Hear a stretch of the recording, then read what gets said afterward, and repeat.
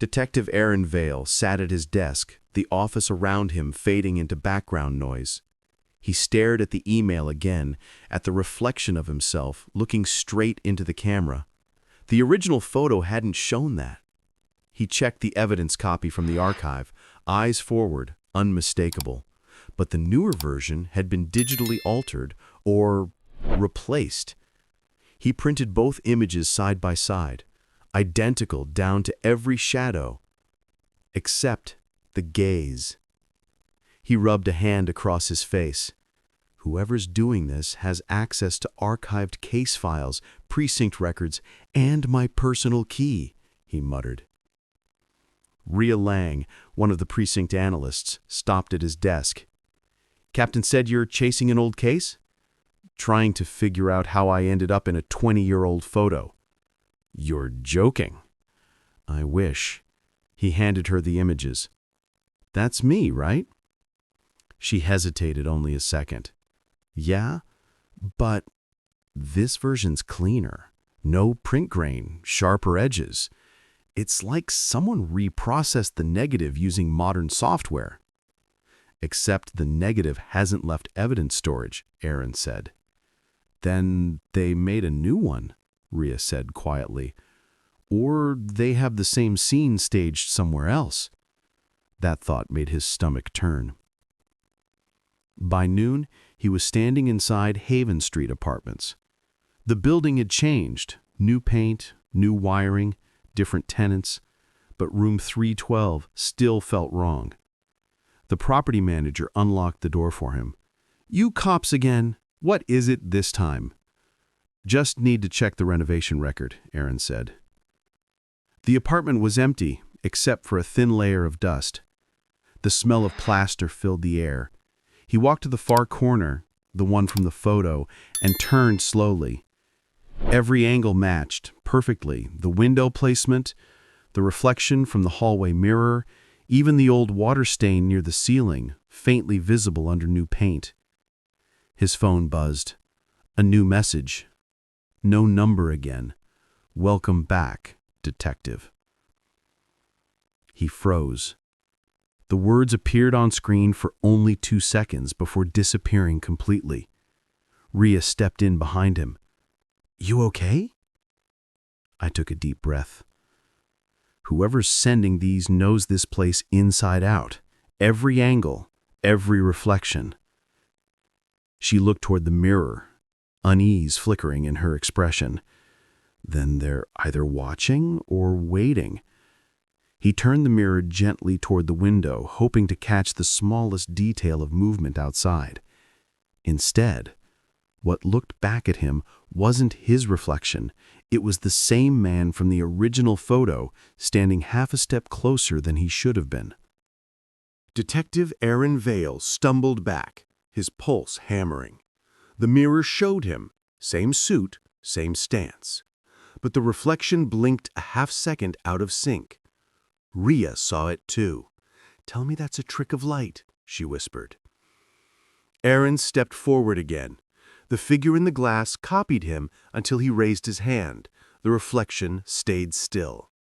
For one sharp moment, the two of them stared at each other. Then the light shifted and the image was gone. Rhea moved to the window. We need to check the building across the street. If someone's projecting anything... No projector, Aaron said quietly. He reached behind the mirror and found a thin sensor disc taped to the frame. This isn't glass, it's a display. He pulled it free. The power lead ran through a hole in the wall. Following it, they found a small black box wired into the outlet. The model number was etched faintly, HX312 recorder node, an internal surveillance device used by law enforcement years ago, long discontinued. Rhea stared. Where'd this come from? It's department tech, from before I joined. This shouldn't exist anymore. He bagged the device and turned toward the door.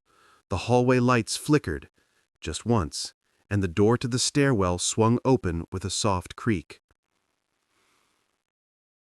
They followed the corridor, flashlights cutting through the stale air until they reached the basement. Old storage boxes filled the room, all labeled Closed Cases, 1990-2005. Aaron ran his hand over the nearest one. Inside were dozens of old camera rolls and data drives, all tagged with his current badge number. Rhea shook her head. "No way! These can't all be linked to you." "Someone's been assigning my ID to old evidence. Every closed file could be rewritten."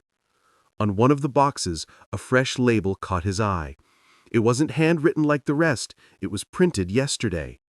Case 97-41, image restoration complete. Rhea frowned.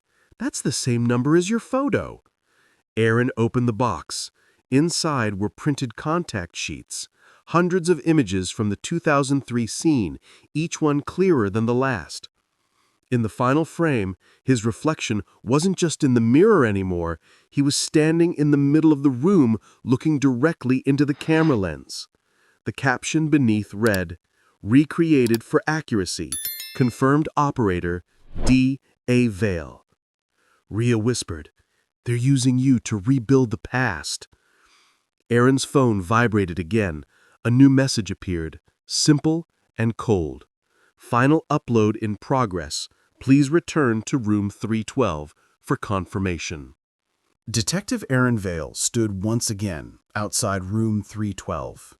The hallway was quiet this time. Too quiet. No tenants, no city noise. Just the hum of a building that seemed to be listening. The door, which had been locked hours ago, now stood slightly open.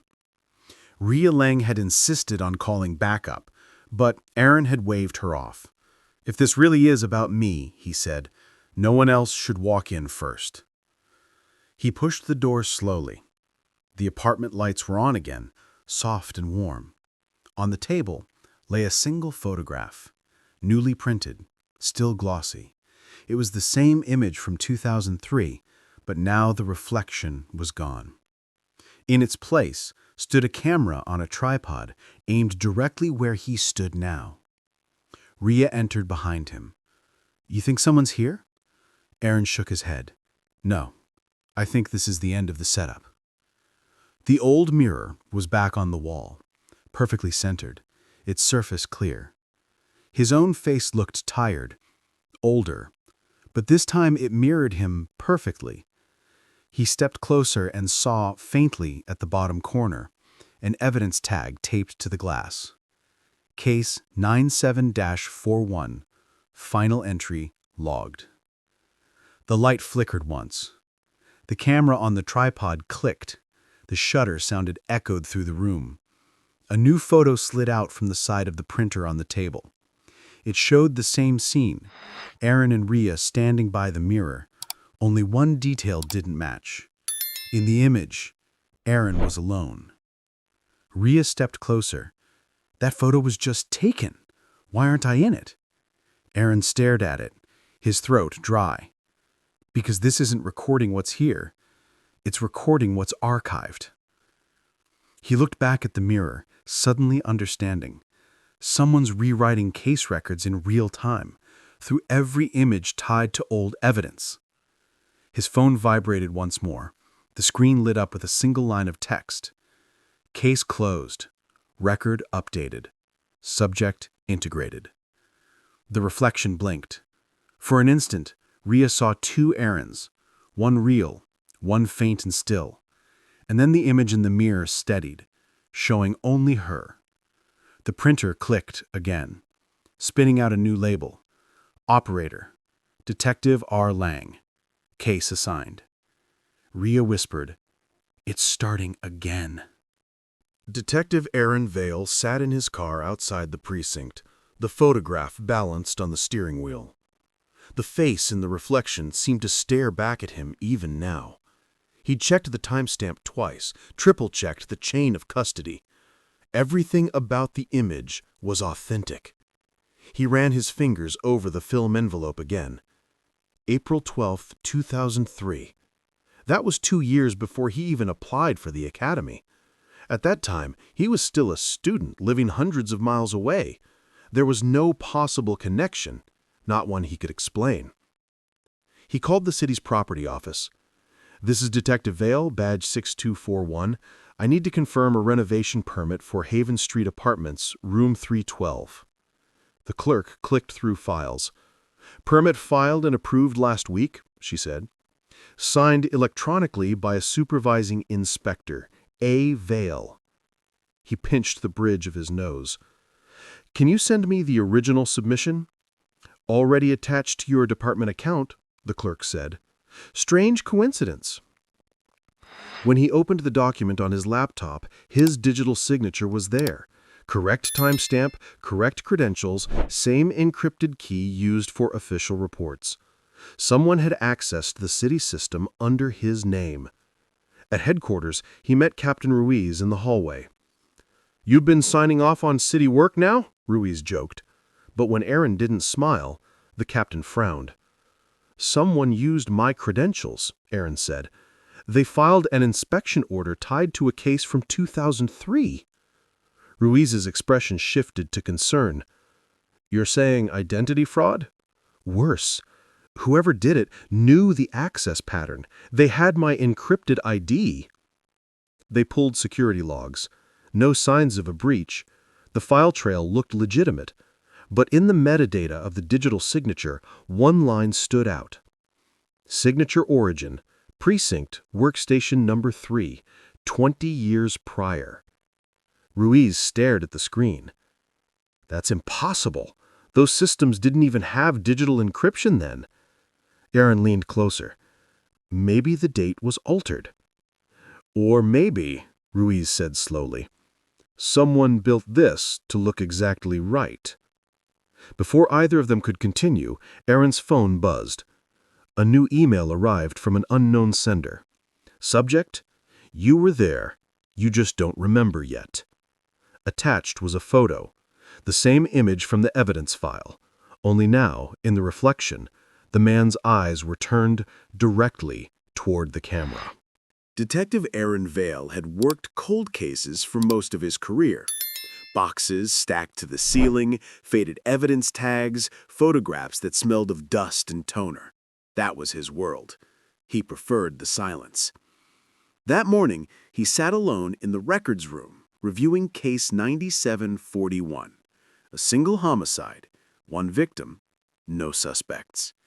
The file was clean and clinical, nothing special, but when he turned over the last photograph, his pulse stopped. In the background of the scene, reflected faintly in a hallway mirror, stood a man, tall, square-shouldered, with the same scar near the left eyebrow that Aaron had carried since childhood. The man in the photo was him. He stared at it for a long time. The picture was dated April 12, 2003, 20 years ago.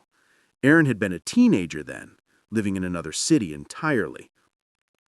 He took the photo to the analysis room, where forensic techs handled archival digitization. "Run a match on this face," he said, sliding it across the counter. The tech, a young analyst named Nina, zoomed in on the reflection.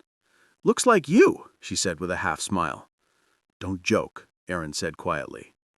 She ran facial mapping anyway. A minute later, the system returned a 97.4% match. Detective Aaron Vale. Nina frowned. "That can't be right. This image predates your service record by 2 decades. Aaron nodded slowly.